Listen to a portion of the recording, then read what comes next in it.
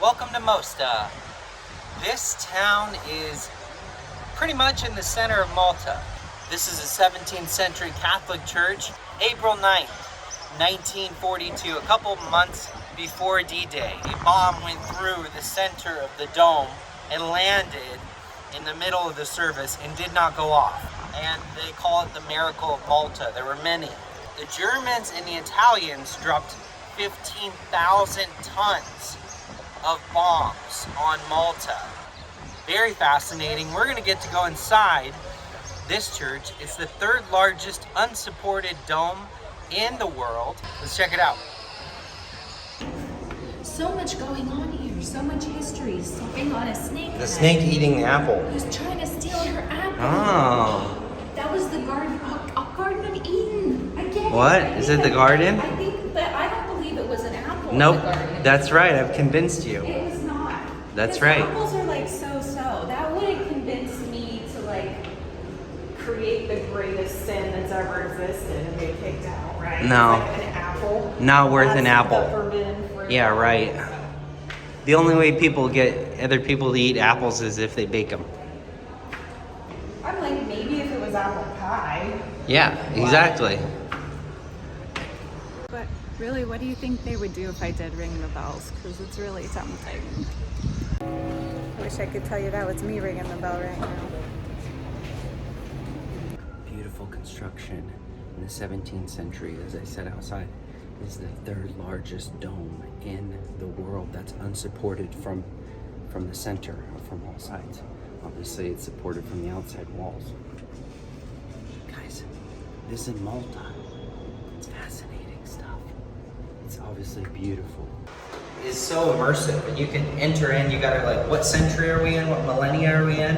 What era are we in? That's the question I have to ask myself every time I get off the bus, because I'm seeing so much history and it's not one period. A lot of countries are around one period in history, but Malta's like, the whole world was surrounded by it. I mean, you even have, later on today, we're gonna go to Saint Paul's Islands, which is in the New Testament, in the Christian New Testament, in the Bible.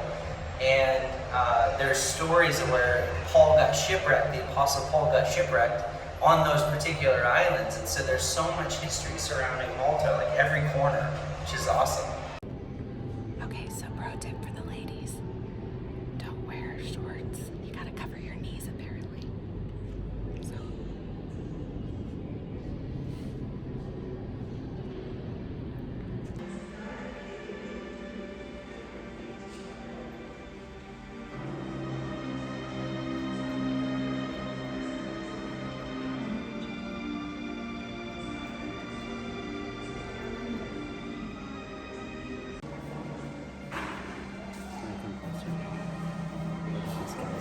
This is a replica of one of the two bombs that fell on April 9th through the dome.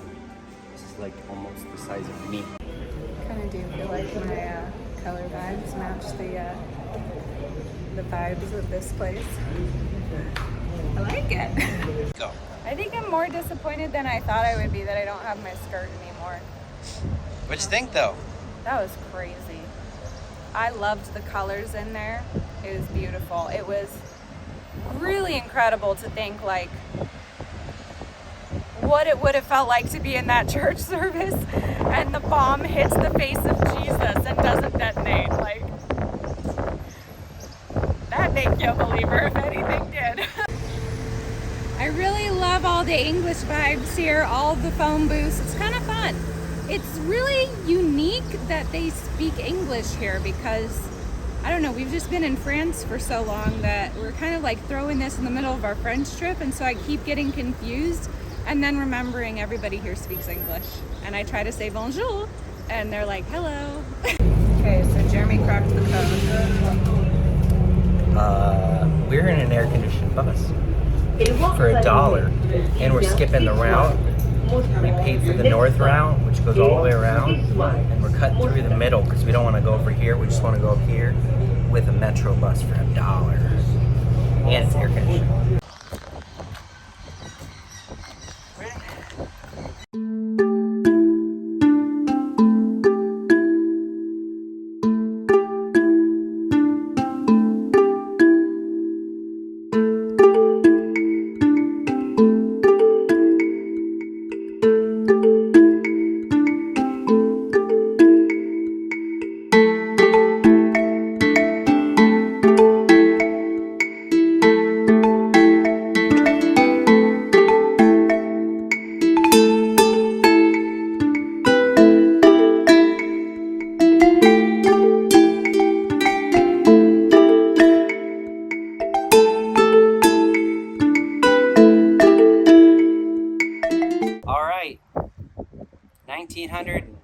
something years ago, the Apostle Paul was on his way to Rome, making his way through here, and sure enough, they hit some low coral, and the ship was wrecking.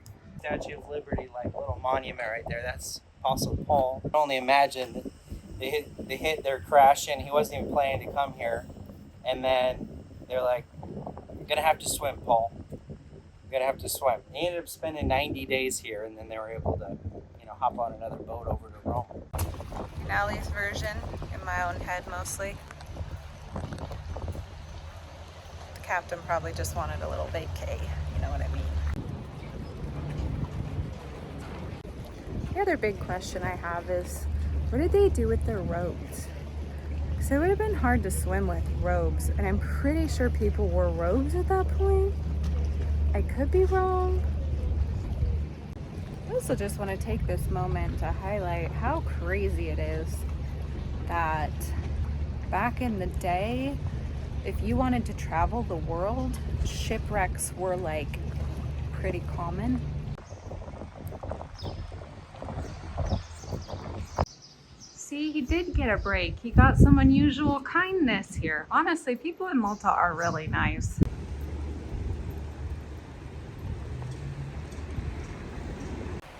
So gorgeous. I can't even. I mean, I'd be like, it looks like the Mediterranean in the south of France, but that's like just around the corner.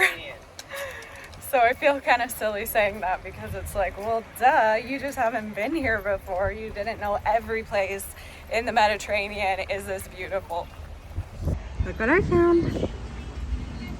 Well, we missed the hop on, hop off bus by 1 minute. Is it? Because of that, we decided to take the regular bus back.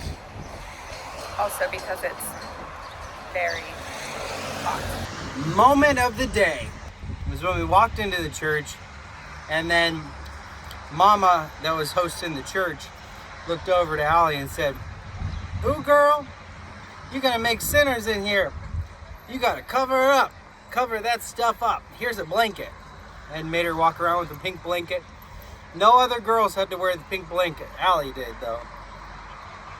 So she was on fire. Didn't want to make anybody slip up.